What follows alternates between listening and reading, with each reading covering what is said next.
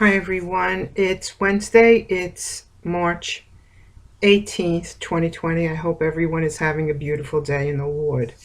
I wanted to come on here because I want to talk about this coronavirus and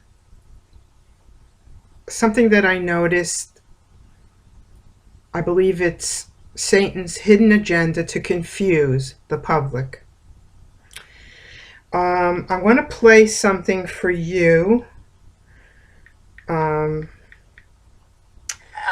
all this. This is Fox News 31, which is coming out of Colorado.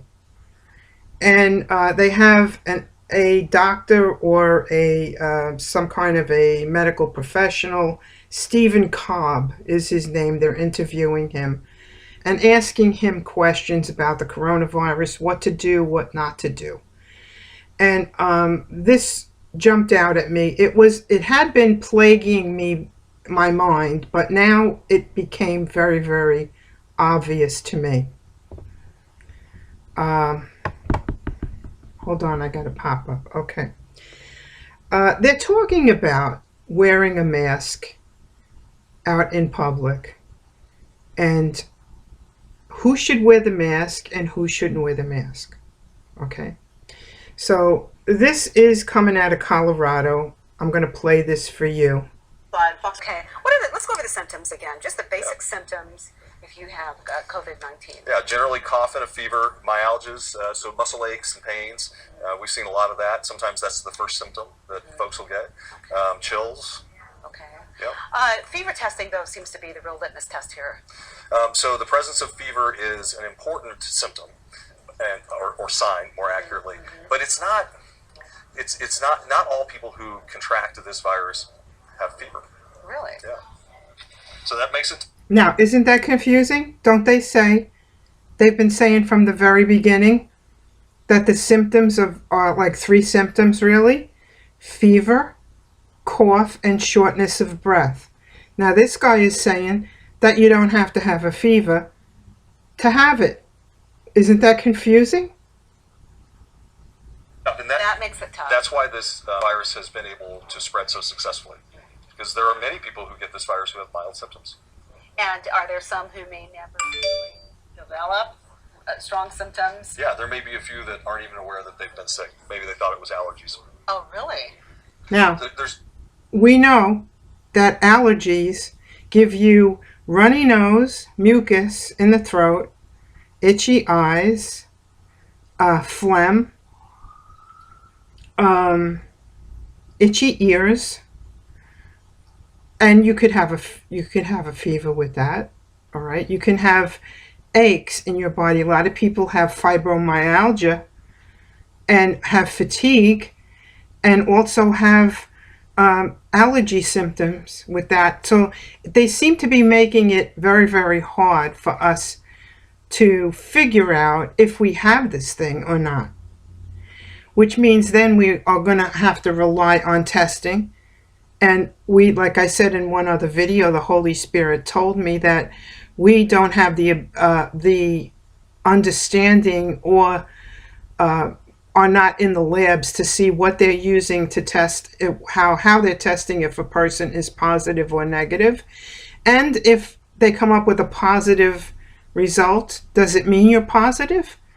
It may not, because there are false positives, and if they throw you into a quarantine with people that are positive and you're not positive, you're going to get it. Definitely evidence that there's a cohort of people who have very mild disease with this infection. Okay. Well, that brings us to the whole mask issue. Yeah, now, listen to this. Before, you explained, if you think walking around with the medical mask you can get at Walgreens or whatever is keeping germs from you. Now, when I talked to you Listen before, to you this. explained, if you think walking around with the medical mask you can get at Walgreens or whatever is keeping germs from coming this way, that's not true. That what it's keeping is from you sending them out to people. So the evidence is that it's not very protective for you to wear a mask out in public. But if you're sick or if you are about to get sick and you just don't know it yet, wearing that mask does protect the public to some degree. Okay, all right, okay. So still, let's say you have to get on an airplane. Yeah. What do you do? What's Okay, so he said that wearing the mask doesn't protect the wearer of the mask from contracting the disease, then why are the nurses and the doctors in the hospitals wearing the medical masks? Okay? Why are they wearing them? Because it's obvious that they're wearing them so that they don't catch what the patients have by breathing in whatever the patients are exhaling. To me, that is a total contradiction. Total contradiction. Now I want to play for you what the mayor of Hoboken, New Jersey, came out with the other day. That includes retail stores, all nail salons, hair salons, massage parlors, and any non-essential medical offices. And at this time, I'd like to turn it over to our police chief, Kenneth Ferranti, and our head of our Office of Emergency Management, William Montanez, to say a few words. Now listen to this, what he says about masks. There are three major issues that law enforcement's facing today that has not been touched on yet.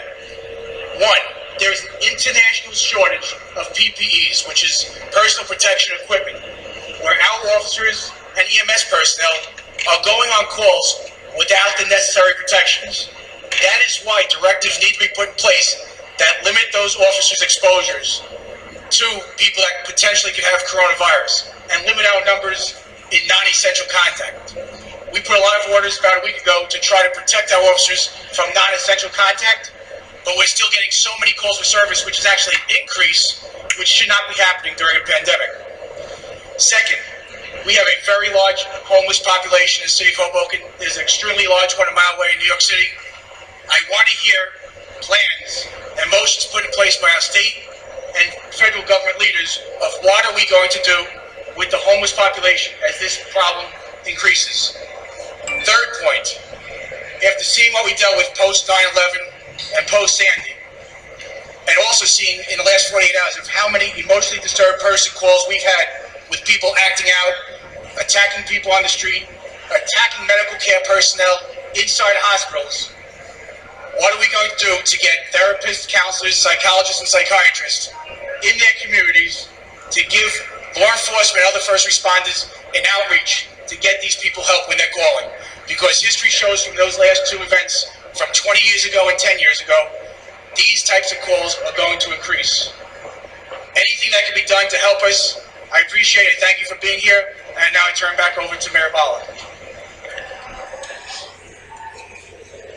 Thank you, Chief. I would like that. Okay, now he said that they need to protect their police force against, when they go on calls, against people that might be carrying the coronavirus, which means that he's petitioning the state to supply the police of Hoboken with masks and gloves and sanitizer or whatever is needed to keep them from coming in contact with the germs. Okay? Now that's something entirely different than this guy Cobb was saying on Fox News from Colorado, that the wearer of the mask doesn't protect them from contracting the virus. People, there is so much contradictory news, and I believe that this is the plan of Satan. These contradictions are everywhere. They're confusing the public. The public doesn't know what to believe, which means if you're getting this message and you're getting this message, then it leaves it up to the person who hears it to make the decision on where the truth lies. Now, this was a medical professional talking about that the mask doesn't help the wearer from breathing in. Then why are they telling you to cover your mouth when you cough or you sneeze? Why are they telling you that? Because that comes out in droplets in the vapor of your cough and your sneeze. And if you're wearing a mask that prevents, that is a medical mask, there's something in that mask to not have that breath go through the fibers of that mask. Why wear a mask at all? It doesn't make any sense. I would say to wear the mask. I would say. Do what the doctors and the nurses are doing, because they're the ones that are coming in contact with the disease, and they are completely covered. They are completely covered, people. Okay? So if you can get your hands on some masks, I would say to wear the mask. And there was a segment on here where the woman said, I saw somebody who wrapped their scarf around their face. And this Dr. Cobb said, no, that doesn't protect you. It has to be better than breathing the vapors directly into your nose and sucking those germs, inhaling them through your mouth when you're at close proximity to somebody. Now, if you're voluntarily separating yourself, distancing yourself by confining yourself to your own home, you do go out occasionally to pick up something at the store or the pharmacy, you may come in contact with somebody. I would say if you have yourself covered, you've got a better chance of protecting yourself. I mean, that's like common sense, isn't it? So we're getting a lot of conflicting reports, and I believe that this is Satan's way of confusing people, because Satan is the author of confusion. He is rising now, people. He's rising now, and this is the way that they're getting ready to take over, to collapse everything, weaken the nations, okay, weaken them financially, emotionally, because I've only been in a few days from this, a week, and yesterday I felt very depressed yesterday from feeling the shift and the change by not being able to come and go freely. It's a fear that but I'm not afraid that I'm going to get it and die, but if my husband and I wanted to go take a ride to South Jersey and and leave my cats here, what happens if they do a lockdown and I'm not able to come back? I mean, did you ever think of that? Because I've heard people say that make sure you're where you want to be right now, because if they lock down, you're not going to be able to move. So if I went to South Jersey and they locked down, I wouldn't even be able to get out or come back. So there's a lot of confusion, which leads to fear, because fear really and anxiety is fear of the unknown. So if they're giving you this and they're giving you that and they're leaving it up to you to figure it out, and you're not a professional, that's going to cause a lot of anxiety, don't you think? Anyway, I just wanted to bring this thing out about the mask, because this is a very important thing for you to protect yourself. Okay? With gloves and a mask. And just in case you are going to come in contact or somebody's going to pass you by, I can't tell you in the past how many times people have passed me and coughed like right here, like you can't predict what a person's going to do. You don't know the stupidity level of another person, or I can't think of the word, the irresponsibleness of a person. Being uncourteous, okay, lacking courtesy, and not having proper manners and etiquette and common sense. I ran out of a store once last week because a parent came in with their kids. They were coughing. You can hear the phlegm rattling in their throat. They were sneezing. They had mucus dripping from them. I ran out of there.